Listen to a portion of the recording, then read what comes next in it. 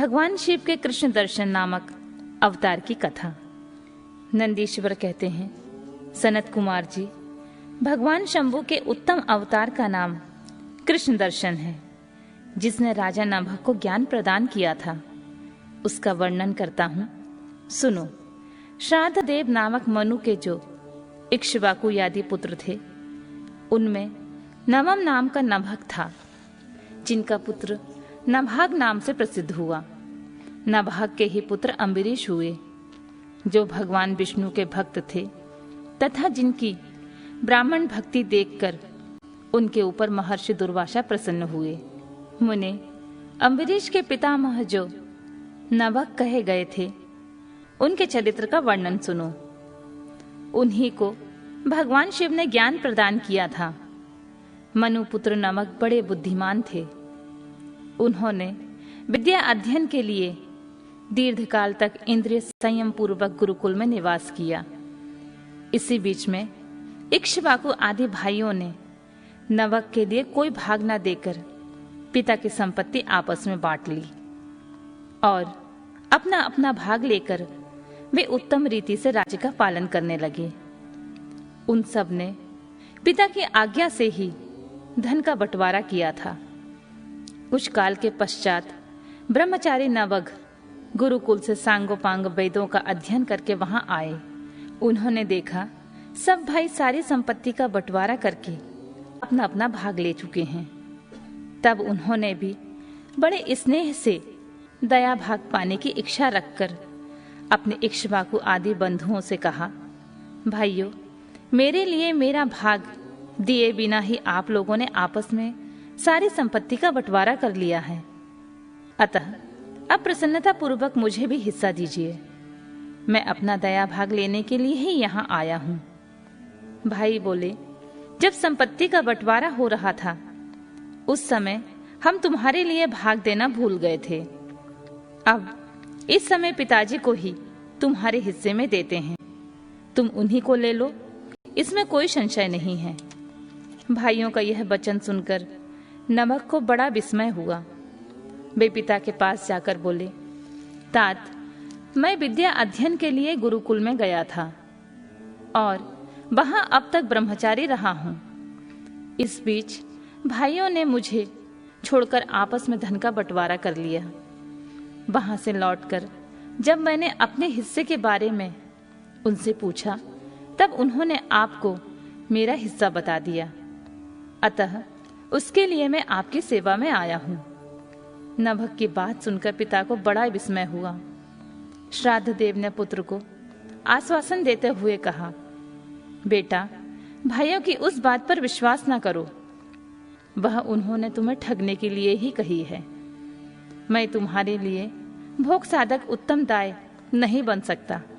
तथापि उन वंचकों ने यदि मुझे ही दाय के रूप में तुम्हें दिया है, तो मैं तुम्हारी जीविका का एक उपाय बताता हूँ। सुनो, इन दिनों उत्तम बुद्धि वाले आंगिरस गोत्रीय ब्राह्मण एक बहुत बड़ा यज्ञ कर रहे हैं। उस कर्म में प्रत्येक छठे दिन का कार्य वे ठीक ठाक नहीं समझ पाते हैं। उसमें उनसे भूल हो जाती है। तुम वहां जाओ और उन ब्राह्मणों को विश्वदेव संबंधी 2 सूत्र बतला दिया करो। इससे वह यज्ञ शुद्ध रूप से संपादित होगा। वह यज्ञ समाप्त होने पर वे ब्राह्मण जब स्वर्ग को जाने लगेंगे, उस समय संतुष्ट होकर अपने यज्ञ से बचा हुआ सारा धन तुम्हें दे देंगे। पिता की यह बात सुनकर सत्यवादी नभक बड़ी प्रसन्नता के साथ उस उत्तम यज्ञ में गए। मुने, वहां छठे दिन के कर्म में बुद्धिमान मनुपुत्र ने वैश्वदेव संबंधी दोनों सूत्रों का स्पष्ट रूप से उच्चारण किया। यज्ञ कर्म समाप्त होने पर वे आंगिरस ब्राह्मण यज्ञ से बचा हुआ अपना अपना धन नभक को देकर स्वर्गलोक को चले गए। उस यज्ञ शिष्ट धन को जब वे ग्रहण करने लगे, उस समय सुंदर लीला करने वाले भगवान शिव तत्काल वहां प्रकट हो गए। उनके सारे अंग बड़े सुंदर थे, परंतु नेत्र काले थे। उन्होंने नभक से पूछा, तुम कौन हो जो इस धन को ले जा रहे हो? यह तो मेरी संपत्ति है। तुम्हें तुम्हें यहाँ किसने भेजा है? यह सारी बातें ठीक ठाक बताओ। नभग ने कहा, यह तो यज्ञ से बचा हुआ धन है जिसे ऋषियों ने मुझे दिया है।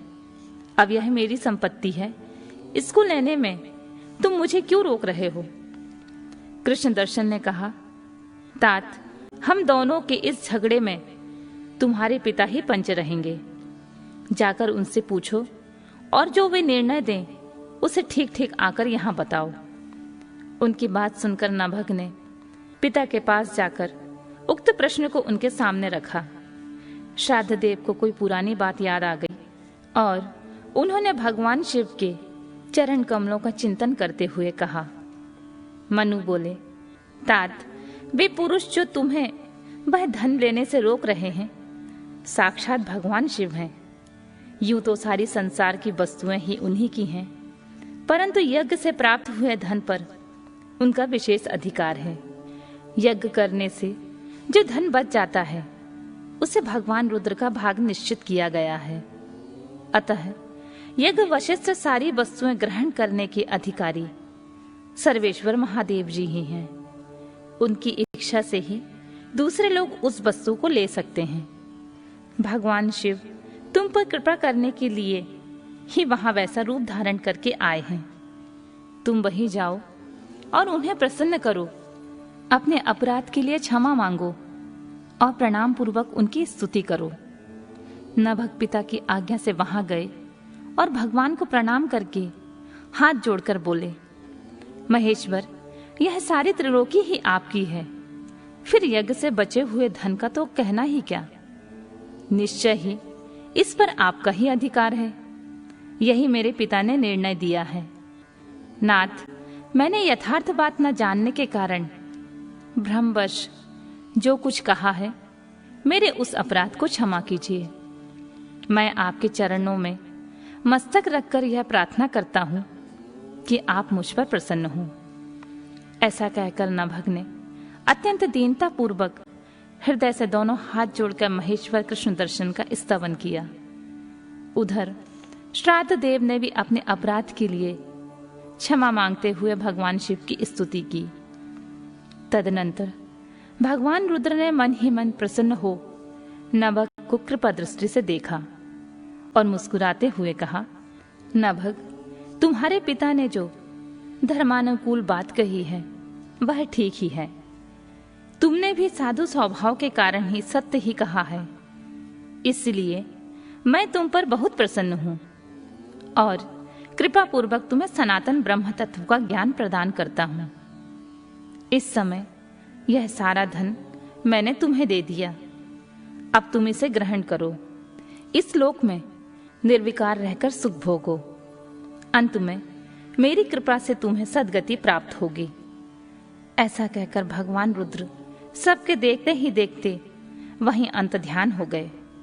साथ ही श्राद्ध देव भी अपने पुत्र नभग के साथ अपने स्थान को लौट आए और लोक में विपुल भोगों का उपभोग करके अंत में वे भगवान शिव के धाम में चले गए।